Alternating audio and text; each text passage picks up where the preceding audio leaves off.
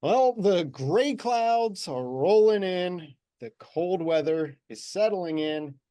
It's getting time for winter. And with winter, every single year comes seasonal affective disorder, also known as SAD. And this can really go play a large role in making people feel depressed this time of year. We have Dr. Schaefer back on the show to help us navigate this. So, Dr. Schaefer, what is some advice that you would offer for someone that's starting to feel a little down now that the sun's not out so much? Well, I think, Eric, thank you so much for creating this space to have this discussion because it's important to understand that living in Michigan and northern Michigan, we are at very high risk. When you look at the population across the country, we're talking 3% risk of SAD or seasonal affective disorder. Here in northern Michigan, it is 20 to 40%, and we are second Wow. only in the United States to Alaska. So it's a big Wow. and a common issue. And so just having the awareness is really important. But the good thing is that there are things we can do that are really effective that don't always involve taking a medication. I know some people really are hesitant towards that, although it can be an important part of treatment for depression, which we know that SAD is a subcategory of depression. So some people do need medication to help them through that as they're having disruptions in serotonin levels in the brain. Oh, But okay. for 50 to 80% of people, it's actually adequate and quickly relieving to just have really high intensity fluorescent light at your eye level for 20 to 60 minutes a day, depending upon the person. Oh, okay. Now, how can we go about achieving that? Because that's a pretty large amount of time that you need to spend in front of the light.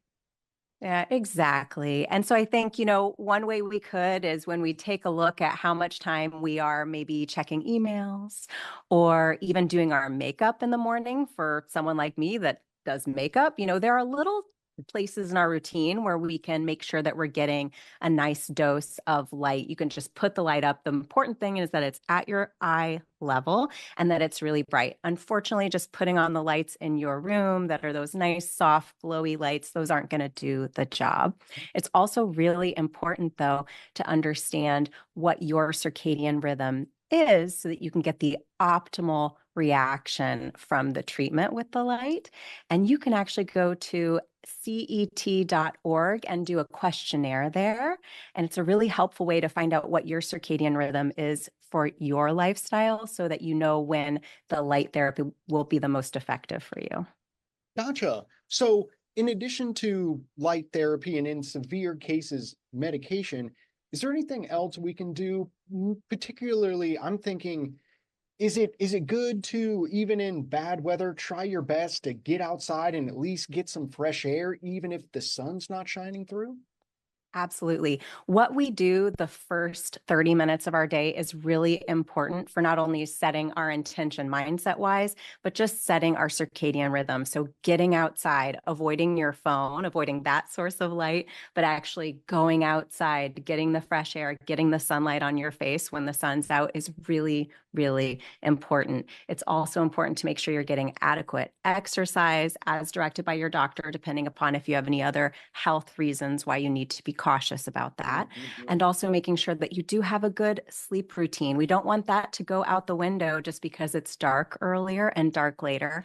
We want to try to get adequate amounts of rest at a predictable time because that will set us up for the most success. Perfect.